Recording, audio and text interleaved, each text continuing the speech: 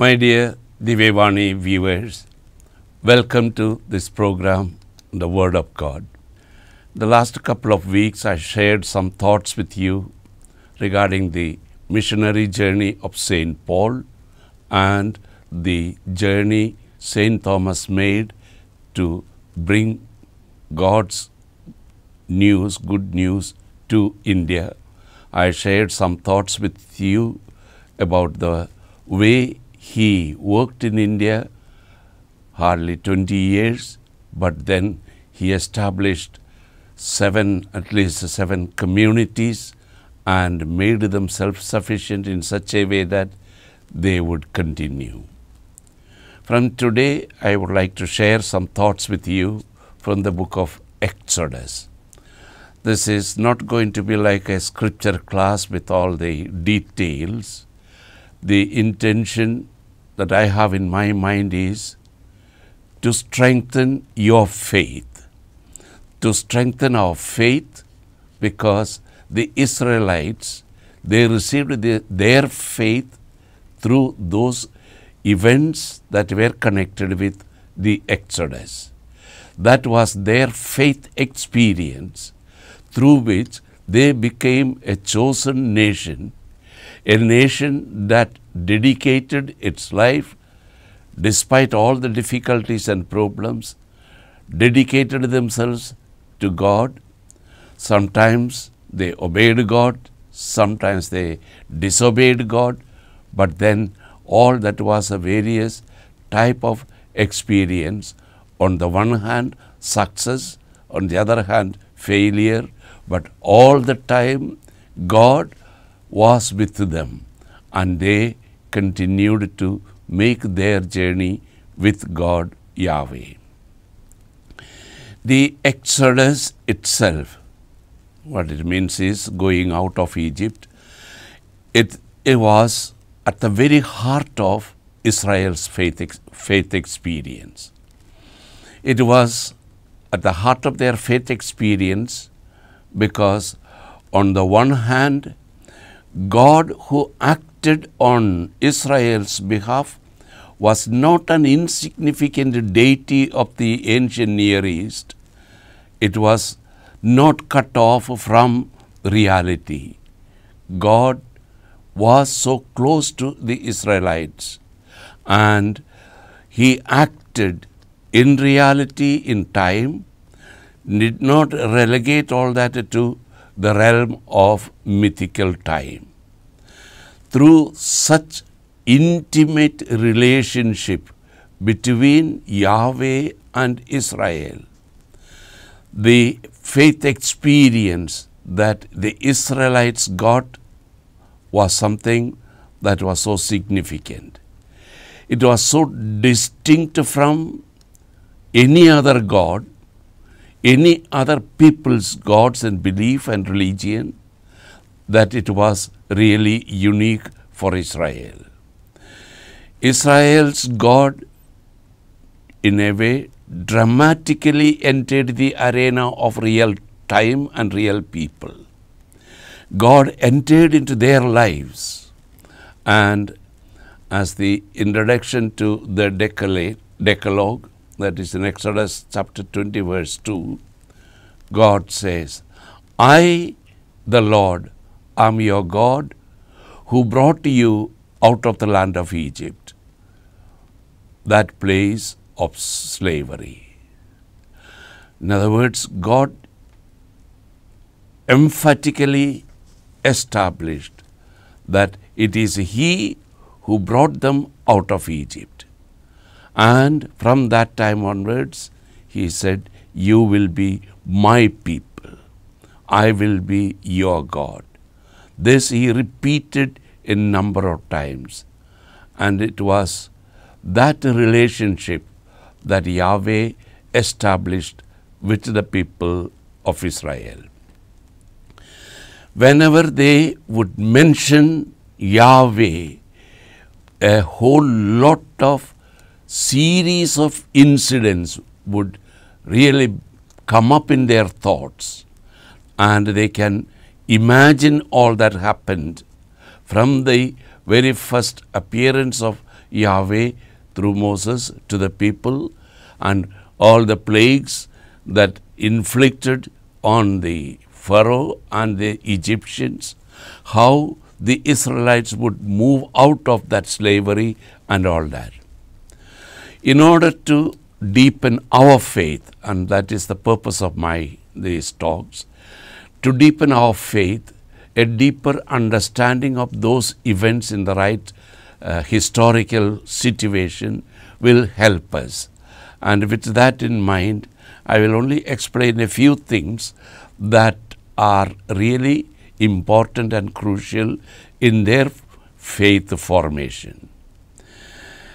The Exodus identifies not only Yahweh, who He is, who that God is, it also identifies Israel. Who is Israel?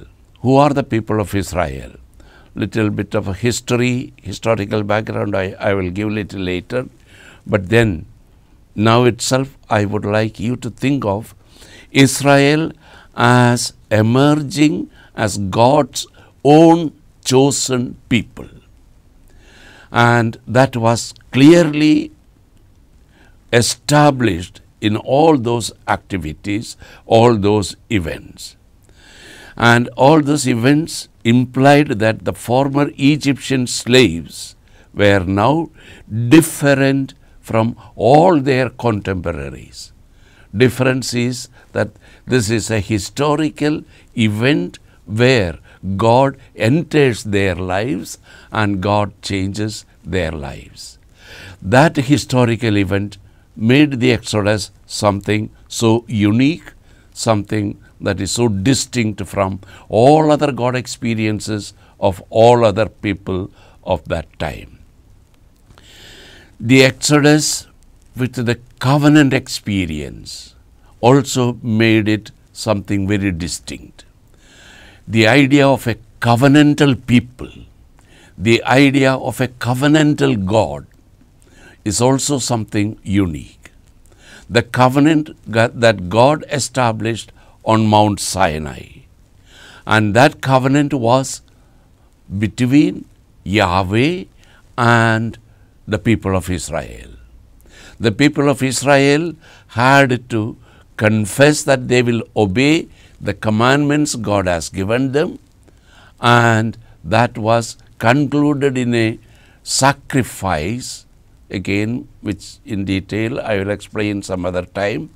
But that was a covenant concluded with a sacrifice between God, Yahweh, and the people of Israel.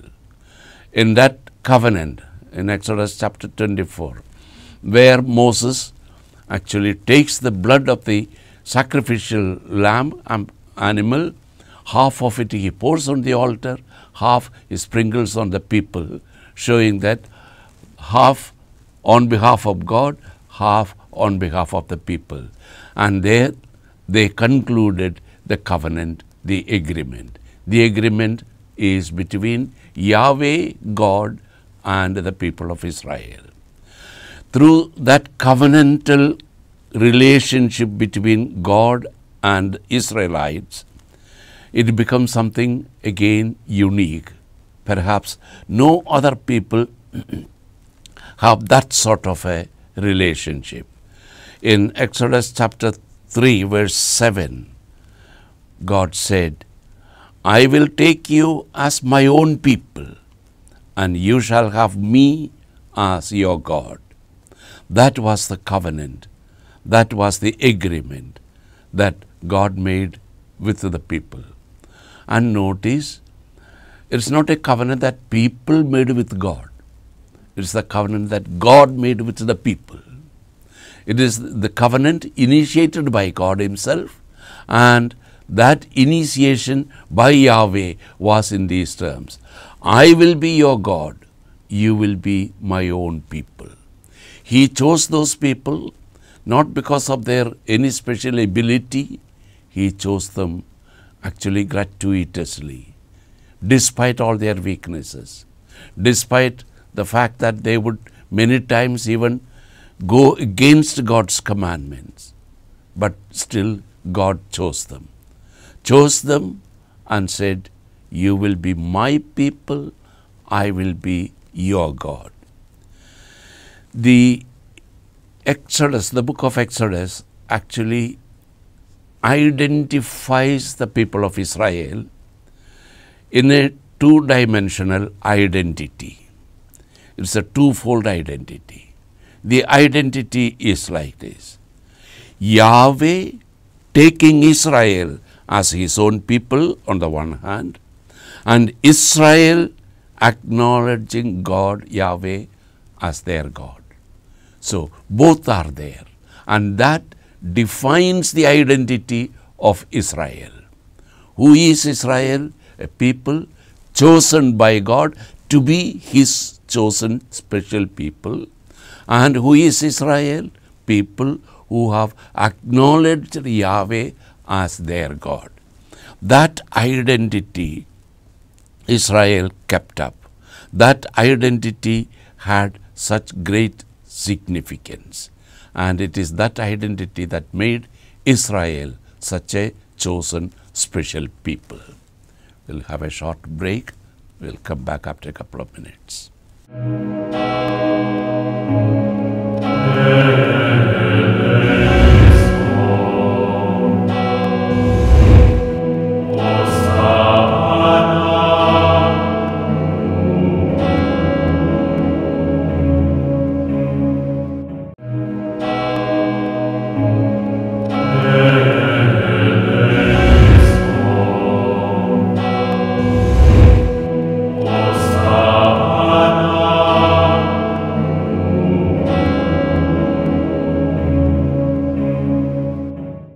Welcome back. I was sharing with you some thoughts about the Exodus as the faith experience of the Israelites, through which they became a chosen people, through which they became God's own people. And I emphasized the double dimension. On the one hand, God chose them. On the other, those people acknowledged God's role. And in that way, that community, that faith community, the Israelites, kept up this identity all through. Exodus itself was most remarkably a going out, and many will emphasize that aspect, that they left Egypt, they left the slavery, and they became a free people who would live in their own land, in their own way, following God's commandments.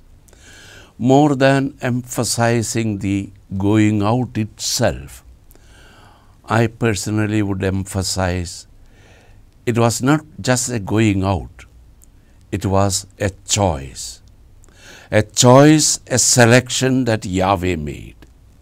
It was not just a going out, but a selection process. Yahweh selected these people out of so many other nations and selected them to be his own people. So it was true, it was a going out, but going out of their slavery, going out of their old life, and going into a new life chosen by God Yahweh. So it was a double process through which they become God's own people. Through this special event of the Exodus, the Israelites had that twofold identity, which I already explained a little while ago. On the one hand, they are chosen by God. On the other hand, they are people who acknowledge Yahweh as their God. The biblical roots of Exodus in a way define the identity of Israel as people rooted on the one hand in Egypt's slavery, strange, but in Egypt's slavery. On the other hand, we may always tend to consider their roots in the promised land. But the roots of Israel are not in the promised land but outside it. It starts with the slavery in Egypt and they are going out from there. That is where the origins begin of the Israelites as a community. There is an intimate relationship between God and the people. The book of Exodus is not just the record of their itineraries, their journeys. It's like their identity papers. Israelites' identity papers, which is a record of the human interaction and divine grace. Human interaction, because that's the way the Israelites responded to God. All the time it was not positive. There were also moments of negative interaction, but that is also part of it. And if we look at the whole event, on the one hand, we see a series of human successes and failures. We will see a series of divine assistance and divine forgiveness. The Israelites sinned. God asked them to live a particular way of life. Often they didn't. But the mercy of God, which was infinite, which allowed God to forgive them and again receive them back. So it was the interaction between God and Israelites, interaction between the divine mercy and forgiveness and the Israelites' sometimes failures. And that actually sums up the record of the Exodus. Before we go into the details of the events of the Exodus, I would like to also bring to your attention their previous history, the Israelites' history. We know very little, from Noah something, from Abraham something more, and then Abraham's children, but then centuries passed. And who were they? Even Abraham is called out of a group of people. And who were that group? What is their identity before God chose Abraham, before God did anything with these people? The Egyptian records have very little about those events of the Exodus. That is something that we can easily understand, because this is about Israel's faith experience.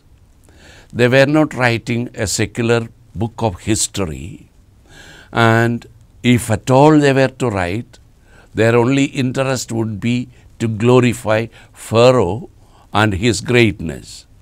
Now, with all those events, especially during the Exodus, naturally there isn't much to glorify Pharaoh. With all the pestilence and all that, there is very little that can be shown as Pharaoh's greatness, especially Moses dealing with the handicapped leaders of Egypt, with the plagues and so on. And therefore, the history will be rather mild.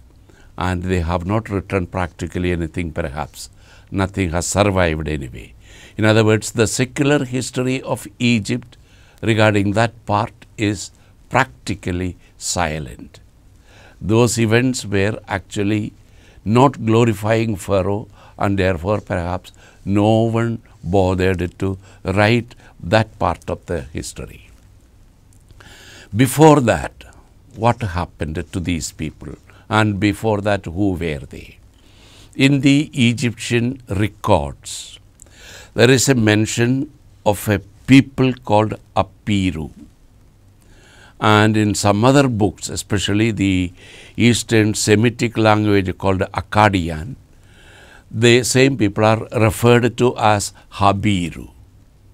Now keep these two names in mind. One is Apiru, the other one Habiru, both referring to the same people. And the word Hebrew must be something that derived from both of these. And the little description that is available really places these people, the Israelites, in the right historical background. These people, this Apiru or Habiru, whichever one name you want to give, both are for them, and these people are referred to as a displaced people who lost their homeland and who were nomads or semi-nomads and herders, looking after cattle. And it really fits the Israelites. They were almost semi-nomadic. They were displaced people. They had no homeland. From the time they entered Egypt, though they went on their own, they were not actually dragged into slavery, but they went on their own. Ultimately, what happened most likely is this. These people, this Apiru or Habiru, these people intermingled with the local people, and in that process perhaps they lost their homeland. And because they lost their homeland and their possessions, most likely they also lost their traditional occupation. They were herders. Perhaps there was no scope for it, and they began to work for others, and that is how they slowly became, in our terms, slaves. Slaves who work for other people. There is also mention about the Bedouin. Bedouins are actually nomadic Arab people of the desert. The Bedouins were described as often providing workforce for the Egyptian builders, building campaigners. And that may be the reason how the Israelites slowly became slaves. And from that onwards, their life changes. I will continue in the next talk about these people, the ancestors of the Israelites, who were called Apiru or Habiru, and slowly that became the word Hebrew.